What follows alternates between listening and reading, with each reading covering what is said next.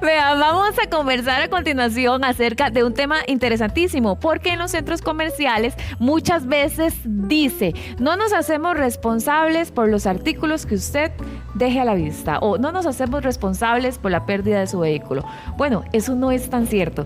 Por eso vamos a averiguar esta mañana de la mano del abogado Gerardo Jiménez, porque él nos va a explicar qué es lo que tenemos que hacer para ver si el centro comercial o el parqueo, el lugar en donde vamos a hacer nuestras compras navideñas, se pueden hacer responsables. Muy buenos días, Mari, ¿cómo está? Un gusto estar acá ¿Sí? nuevamente y un saludo a todos los que nos sintonizan.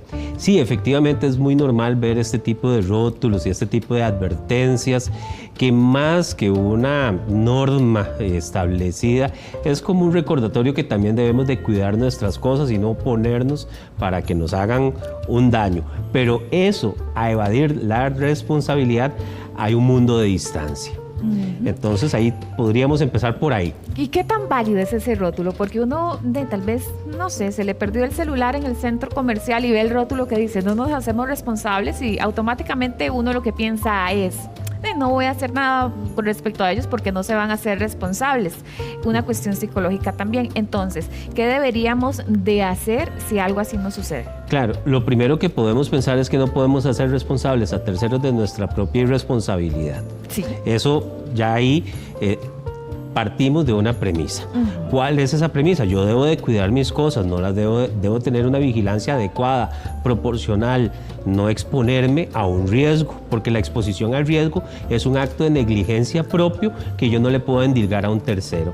Ahora bien, si el vehículo, para poner un ejemplo de un vehículo, está en una zona de estacionamiento adecuada, y llega una tercera persona y rompe la ventana y me desarma el radio del vehículo, ya es otro escenario completamente distinto al que me vayan a decir, ay, es que ¿por qué lo parqueó ahí? ¿Verdad? No, ahí era el lugar adecuado, ahí era el lugar indicado para estacionar el vehículo, pero vino una tercera persona e hizo un daño. Ahora, ¿existe algún tipo de seguro que tengan, por ejemplo, los centros comerciales, los parqueos, las tiendas grandes donde uno deja guardado el carro para poder cubrir ese tipo de daños? Claro, es importante que la mayoría o casi todos los centros comerciales van a tener pólizas de responsabilidad civil, normalmente de naturaleza extracontractual. ¿Qué significa esto?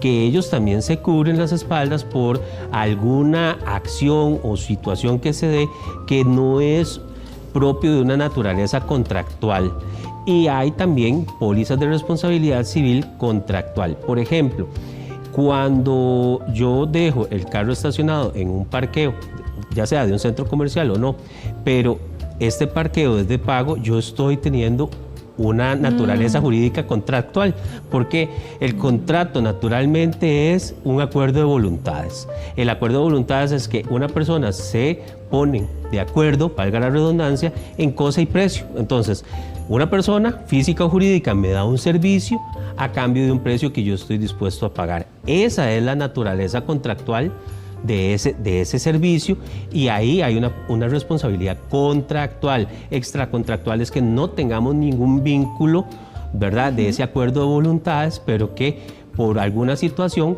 se dio esa responsabilidad. Entonces, ahí guardamos nuestra factura, claro, la que nos dan.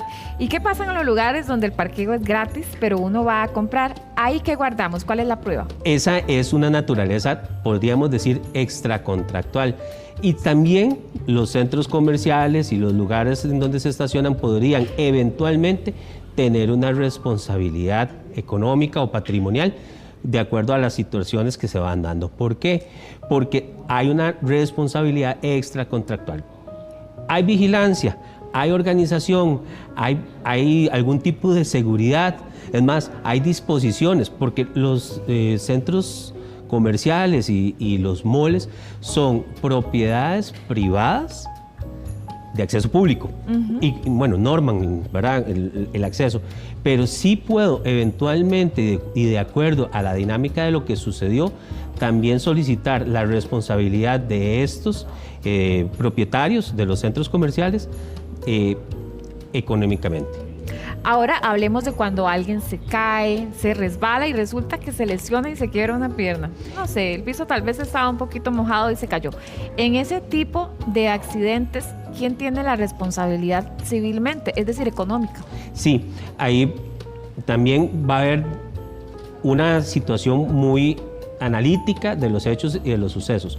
Por ejemplo, si hay un lugar que está debidamente identificado, debidamente advertido, que dicen que no pase por ahí porque está mojado, porque es resbaloso y todo, y yo me expongo a ese riesgo voluntariamente, ya es un acto negligente de parte mía. Exactamente, era lo que veníamos hablando al puro principio. O sea, yo no puedo ser responsables a terceros de mi propia irresponsabilidad.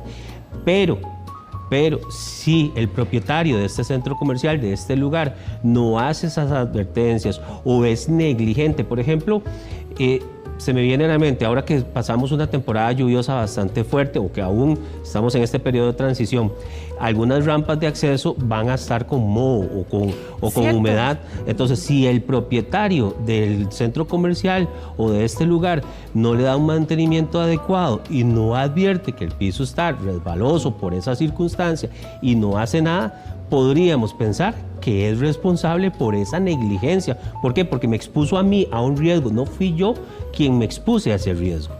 Y entonces, ¿cómo se evalúa esa situación para que el juez sepa quién tiene la responsabilidad y también para que uno no se vaya a embarcar en poner una demanda que va a perder?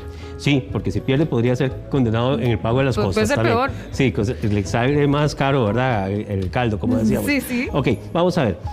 Es importantísimo demostrar mi dicho. ¿Por qué? ¿Qué es una demanda?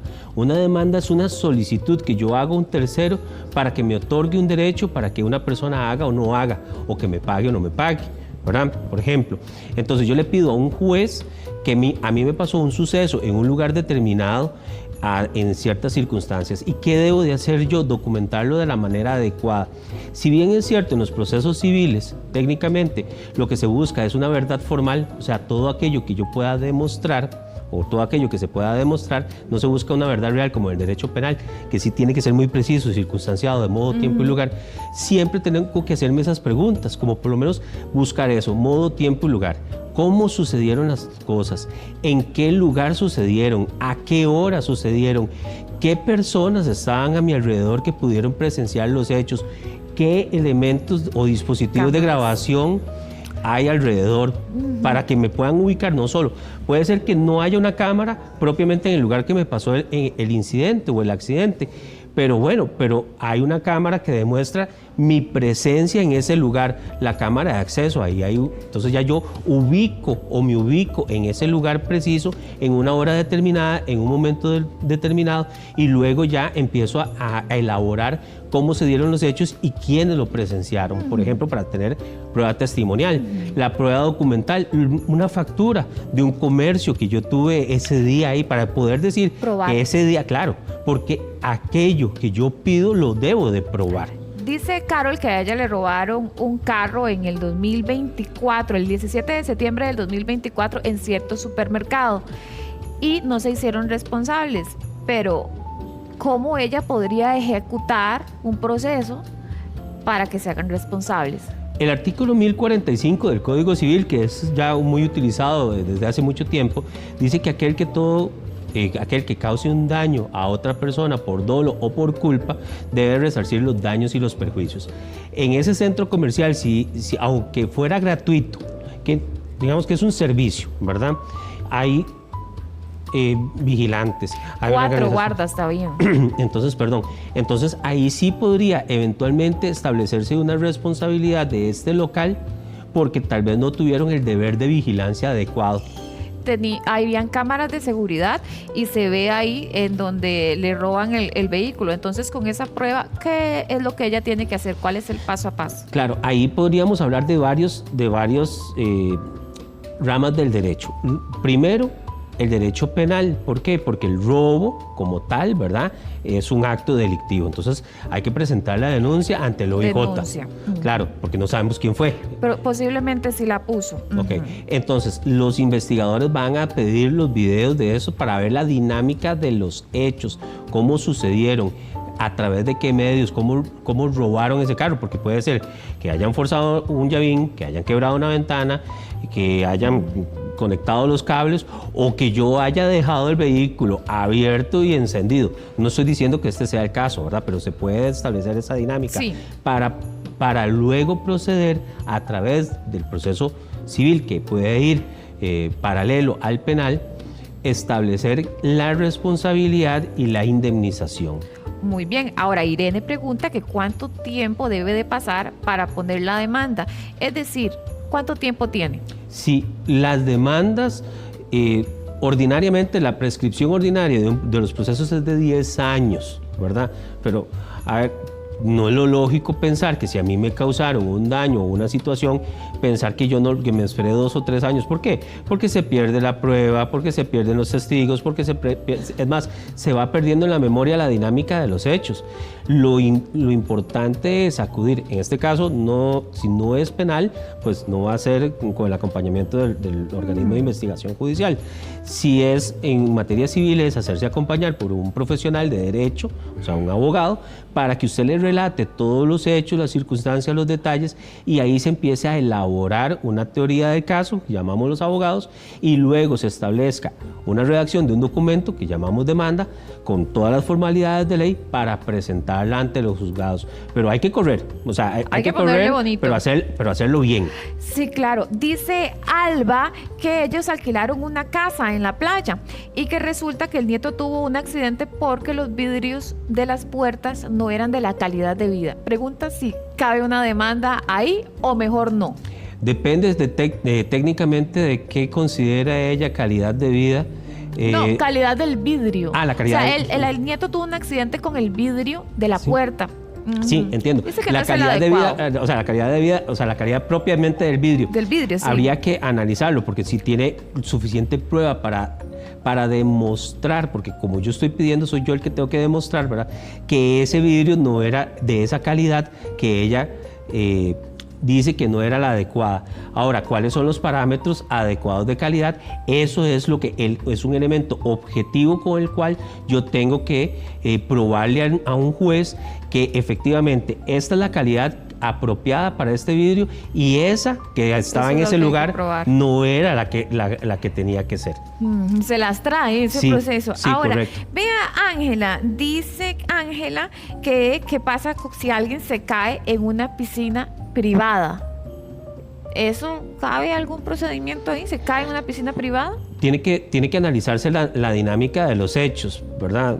Como hablábamos incluso con esto de la parte resbalosa, si yo me expuse al riesgo, si yo iba corriendo y me tropecé, que tal vez no es la forma adecuada de ingresar a una piscina, pero es de acuerdo a cada dinámica de los hechos. Es muy importante señalarles al público y a los televidentes que las normas son generales, pero los casos son particulares. Entonces yo tengo que adecuar mi hecho o mi situación particular a una norma. Entonces esa adecuación es donde yo debo decir cómo se dio la dinámica, quiénes estaban presentes, cómo se lo puedo documentar y de todo, y qué norma me ampara, porque no hay una norma específica para cada caso concreto, sino los casos concretos se adecúan a las normas que tenemos de carácter general o de carácter especial. Muy bien. Gerardo Jiménez, Muchas abogado, gracias, Mari. a él lo Un pueden gusto. llamar si tienen un problema de este tipo.